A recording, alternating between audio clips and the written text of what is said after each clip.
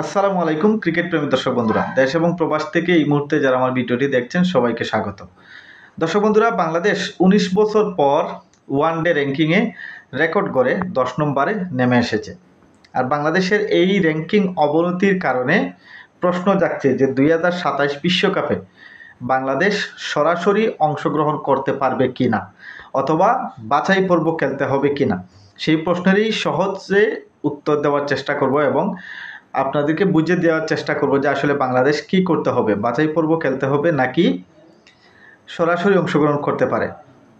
দর্শক বন্ধুরা, বাংলাদেশের সর্বোচ্চ অর্জন ছিল ওয়ানডে র্যাঙ্কিংয়ে ৬ষ্ঠ স্থানে। ২০০৬ সালে বাংলাদেশ প্রথম ১০ নম্বর স্থান থেকে ৯ নম্বর স্থানে উঠে এসেছিল।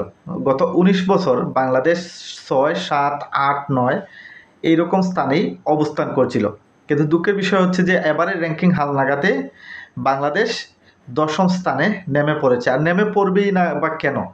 লাস্ট ৯টি ম্যাচের মাত্র একটিতে জয় পেয়েছে বাংলাদেশ, তাও আফগানিস্তানের বিপক্ষে। কিন্তু এই সিরিজটা বাংলাদেশ জিততে পারেনি, তারা সিরিজটা হেরেছিল।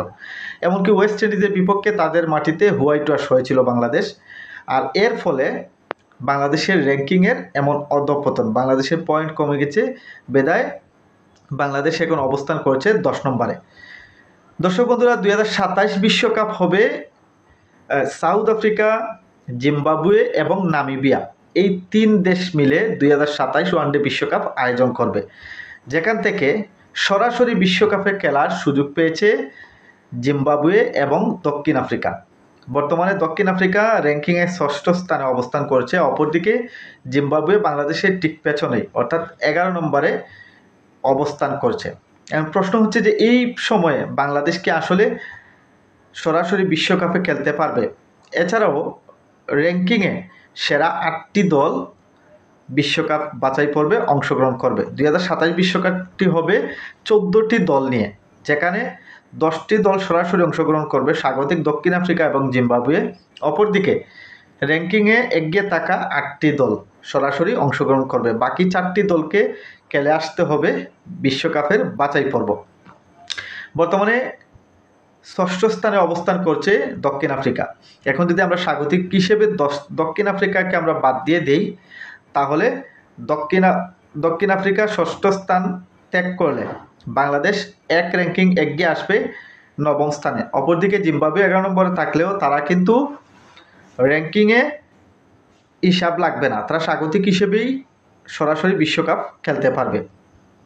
এখন যদি বাংলাদেশ তাদের অবস্থান ১০এই ধরে রাখতে পারে, কিংবা ২০২৭-এর আগে যেসব সিরিজ আছে র্যাঙ্কিংটা হিসাব করা হবে ২৭ বিশ্বকাপের ২০২৭ সালের ৩১ মার্চ পর্যন্ত, যারা ১০ নম্বর পর্যন্ত থাকবে মূলত তারাই সরাসরি খেলার সুযোগ পাবে।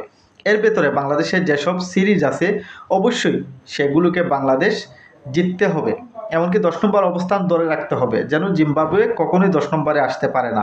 যদি জিম্বাবুয়ে ১০ নম্বরে আসে, বাংলাদেশ যদি ১১ নম্বরে চলে যায়, তাহলে অবশ্যই বাংলাদেশকে বাছাই পর্ব খেলে তারপর বিশ্বকাপের মূল পর্বে অংশগ্রহণ করতে হবে।